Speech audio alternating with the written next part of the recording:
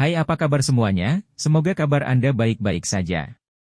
Terima kasih karena sudah memberikan support dan juga kesetiaan Anda untuk membangun channel Codot Film. Yuk kita lanjutkan alur ceritanya, sambil siapin kopi dan cemilan, setting suara volume full. Gasken. Diskusi. Seluruh pegunungan itu luar biasa sunyi karena semua orang menyaksikan celah spasial di langit perlahan ditutup. Banyak ahli di klan Gu memiliki ekspresi suram. Meskipun klan Gu tidak dihancurkan oleh klan Hun seperti klan Ling, mereka masih kehilangan giok kuno. Dari sudut pandang tertentu, klan Gu menderita kerugian yang cukup besar dalam pertarungan dengan klan Hun. Cahaya di seluruh pegunungan perlahan menghilang. Akhirnya, itu benar-benar menghilang. Untungnya ada perintah yang tepat. Jika tidak, seluruh pegunungan akan berubah menjadi debu dalam pertempuran. Ini akan dianggap sebagai kerugian besar bagi klan Gu. Tinju Xiao yang terkepal erat setelah dia melihat tirai cahaya menghilang. Klan Hun memang berencana menggunakan ayahnya untuk ditukar dengan giok kuno. Setengah bulan kemudian, Xiao Yan mengatupkan bibirnya erat-erat. Rasa dingin melonjak di matanya. Ekspresi Gu Yuan suram saat dia melihat tempat retakan menghilang di langit. Dia tidak berbicara. 3 abadi dari klan Gu di belakangnya juga mendesah pelan. Klan Hun memang telah menyembunyikan kekuatan mereka selama bertahun-tahun ini.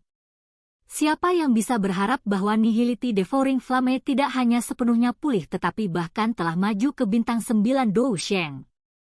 Jika bukan karena Lei Ying dan Yang Jin bertengkar hari ini, kemungkinan besar ini akan menjadi pertempuran besar yang sangat intens.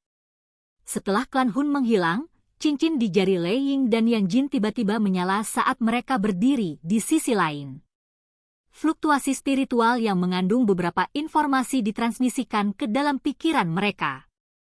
Ekspresi mereka menjadi gelap dan dingin saat mereka merasakan informasi ini. Klan Lei telah kehilangan giok kunonya. Klan Yang juga. Wajah 3 abadi klan Gu bergerak tanpa sadar setelah mendengar kata-kata mereka. Beberapa kejutan melonjak di mata mereka.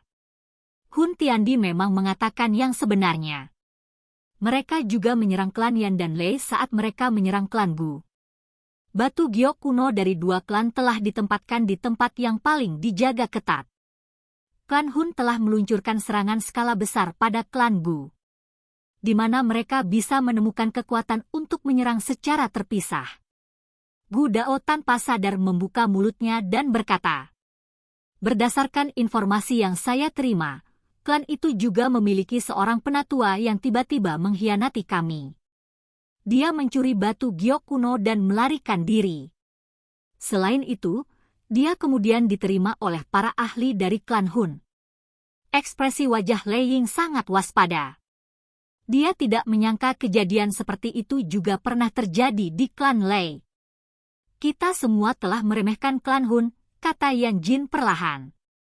Kekuatan yang ditunjukkan klan Hun menyebabkan dia merasa sedikit muram. "Kami akan membahas ini di aula. Sekarang hal-hal telah berkembang hingga tahap ini, sudah tidak ada ruang bagi kita untuk mundur. Mengingat teknik klan Hun, jelas mereka tidak akan membiarkan kita bertahan hidup." Ekspresi Gu Yuan berangsur-angsur menjadi tenang. Dia melambaikan tangannya dan membiarkan Gu Dao menyelesaikan situasinya. Setelah itu, dia membalikkan tubuhnya dan bergegas menuju aula besar. Suaranya dipancarkan saat dia memasuki aula. "Xiao Yan, kamu juga harus masuk." Xiao Yan menekan emosi yang berputar di dalam hatinya saat dia melihat yang lain memasuki aula satu demi satu. Dia dengan cepat mengikuti. Sun Er ragu sejenak sebelum mengikutinya. Semua orang sedikit diam saat mereka menyaksikan adegan ini. Mereka samar-samar merasakan bahwa hari-hari damai di masa lalu secara bertahap akan lenyap. Semua orang duduk di dalam aula. Namun, suasananya tetap khusyuk karena kejadian sebelumnya. Semuanya tidak perlu mengucapkan kata-kata manis saat ini. Setiap orang harus menyadari teknik klan Hun. Saya tidak pernah meremehkan klan Hun sebelumnya, tetapi saya juga tidak pernah bisa memahami mereka dengan jelas. Ini adalah aspek paling menakutkan dari klan Hun. Gu Yuan menghela nafas saat dia melihat ke aula yang agak suram. Dia menggelengkan kepalanya dan berkata, Hun Tiandi mungkin benar. Jika saya sedikit lebih tegas ketika klan Xiao dan klan Hun terlibat dalam perang besar, situasinya mungkin akan sangat berbeda. Xiao Yan diam. Dia tidak begitu mengerti masalah itu saat itu. Oleh karena itu, dia tidak dapat mengatakan apapun. 8 klan kuno tidak harmonis sejak awal. Ada banyak konflik di antara mereka. Karenanya, tidak ada yang berhak menyalahkan pihak manapun karena tidak membantu dalam suatu konflik. Selain itu, mereka juga mulai merasakan hasil dari klan Xiao yang dieliminasi. Sepertinya bahkan klan Gu tidak bisa menandingi kekuatan yang ditunjukkan klan Hun. Saat ini, sepertinya tidak ada satu faksi di benua Douqi yang bisa melawan klan Hun dengan sendirinya. Bahkan klan Gu tidak bisa. Tentu saja, bahkan jika klan Guku akhirnya hancur total, klan Hun pasti harus membayar mahal untuk melakukannya. Ekspresi Gu Yuan sangat serius saat dia berbicara. Pertempuran besar hari ini bisa dianggap sebagai pertukaran awal antara kedua klan. Meskipun pasukan klan Hun tidak muncul, itu masih melepaskan serangan di celah spasial. Namun, orang yang paling merepotkan untuk dihadapi adalah Hun Tiandi dan Nihility Devouring Flame. Yang terakhir telah terluka parah olehnya saat itu. Tidak ada yang bisa membayangkan bahwa dia tidak hanya pulih sepenuhnya tetapi bahkan melangkah ke kelas Dou Sheng Bintang 9. Dengan cara ini, dia telah benar-benar merusak keseimbangan lemah kedua belah pihak. Baik dia dan Hun Tiandi berada di kelas Dou Sheng Bintang 9 terdepan. Tidak ada banyak celah di antara mereka. Kecuali mereka terlibat dalam perjuangan hidup dan mati yang sebenarnya, tidak ada yang bisa melakukan apapun kepada orang lain.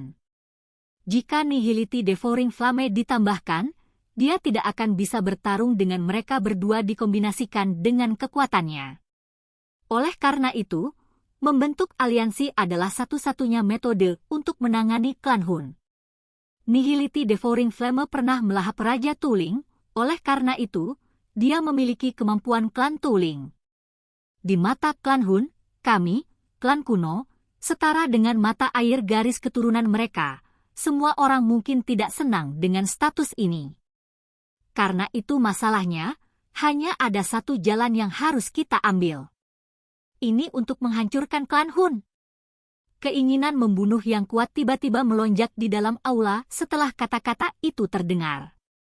Itu menyebabkan kulit seseorang menjadi sedikit dingin.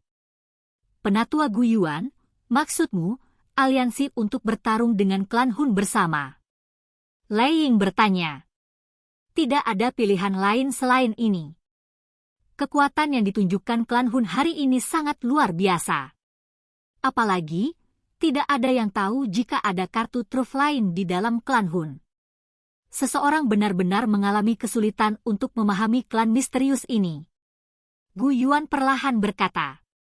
Lei Ying dan Yang Jin diam. Jika ini benar-benar masalahnya, itu akan menjadi bencana mutlak bagi kedua klan mereka. Mereka pasti tidak akan membiarkan klan mereka menjadi mata air garis keturunan di mata klan Hun. Masalah aliansi mungkin saja. Saat ini, klan Hun sudah memiliki 7 dari 8 bidak Gyo. Jika mereka mendapatkan potongan terakhir, mereka akan bisa mengetahui di mana Tou Shi Ancient God Jade berada dan membukanya. Dikabarkan bahwa gua tersebut memiliki rahasia untuk maju ke kelas Doudi. Kalau Hun Tiandi diizinkan untuk mendapatkannya, mungkin akan benar seperti yang dia katakan. Dia akan maju ke kelas Doudi yang belum pernah dicapai oleh siapapun dalam 10.000 tahun. Yan Jin menjilat mulutnya dan berkata, pada saat itu, seluruh benua akan sepenuhnya berada di bawah kendali klan Hun. Semua orang diam. Jika Hun Tiandi benar-benar maju ke level itu, kemungkinan mereka semua akan kehilangan kemampuan untuk membalas. di depan Dou yang legendaris, bahkan klan kuno pun tidak layak disebut. Pada saat itu, kemungkinan dia bisa dengan mudah melenyapkan semua klan kuno hanya dengan membalikkan tangannya. Bagian terakhir dari batu giok seharusnya ada di Xiaoyan, kan? Mata semua orang tiba-tiba beralih ke Xiaoyan. Mereka semua telah mendengar kata-kata yang ditinggalkan Hun Tiandi sebelum dia pergi. Xiaoyan sedikit mengernyit di depan banyak pasang mata. Dia berbicara dengan suara yang dalam, "Saya harus menyelamatkan ayah saya." Suara Xiaoyan lembut tapi ada ketegasan yang tak tergoyahkan di dalamnya.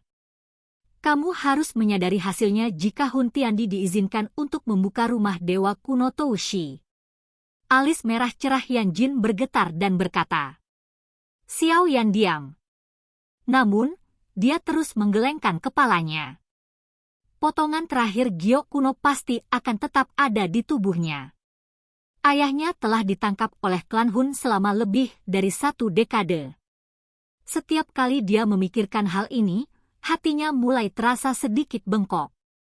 Selain itu, dia juga mengerti bahwa batu giok kuno adalah pesona pelindung ayahnya.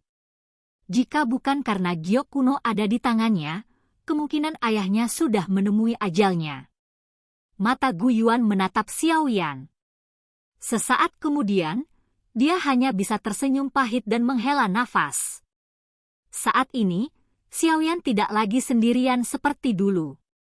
Kekuatannya saat ini tidak hanya mampu melawan mereka secara langsung tetapi ada juga aliansi Sky Mansion yang sangat kuat di belakangnya. Jika 3 klan kuno ingin melawan klan Hun, aliansi Sky Mansion pasti akan sangat membantu. Oleh karena itu, mencoba merebut batu giok kuno adalah sesuatu yang tidak dapat mereka lakukan tidak peduli bagaimana mereka melihatnya. Sekarang, satu-satunya hal yang bisa kami lakukan adalah mengumpulkan pembantu dengan cepat. Tentara akan berkumpul dalam setengah bulan. Kita pasti harus merebut beberapa giok kuno dari tangan klan Hun. Gu Yuan menghela nafas dan berkata. Lei Ying dan Yan Jin terguncang mendengar ini. Dengan cara ini, mereka akan benar-benar terlibat dalam perang dengan klan Hun dalam waktu setengah bulan? Xiaoyan mengepalkan tinjunya. Tangan sedingin es terulur dari sampingnya dan meraih lengannya. Dia menoleh dan melirik Sun Er di sampingnya. Tiba-tiba dia melihat ke arah Gu Yuan dan berkata, Paman Gu, apakah kamu tahu jika ada metode yang memungkinkan leluhur klan Xiao Xuan, di makam surgawi dihidupkan kembali? Gu Yuan, Lei Ying dan yang lainnya di aula merasakan tangan mereka gemetar saat mendengar kata Xiao Xuan. Nama itu terus tertanam dalam di benak mereka bahkan setelah ribuan tahun. Itulah satu-satunya orang yang hampir berhasil membunuh Hun Tiandi selama bertahun-tahun yang telah berlalu. Dari sudut pandang tertentu, Xiao Xuan di makam surgawi hanyalah fragmen jiwa. Dia hanya bisa hidup dan memiliki kekuatan karena aspek unik makam surgawi. Mencoba untuk menyadarkannya, aku khawatir itu tidak mungkin. Gu Yuan menghela nafas dan berkata, jika mungkin untuk menghidupkan kembali Xiao Xuan, mereka tidak akan kesulitan berurusan dengan Hun Tiandi. Mata Xiao yang segera mengungkapkan kekecewaan saat mendengar ini. Dia terdiam sesaat sebelum dia berbicara lagi, saya ingin memasuki makam surgawi lagi. Bolehkah saya tahu jika Paman Gu punya cara untuk melakukannya? Gu Yuan kaget.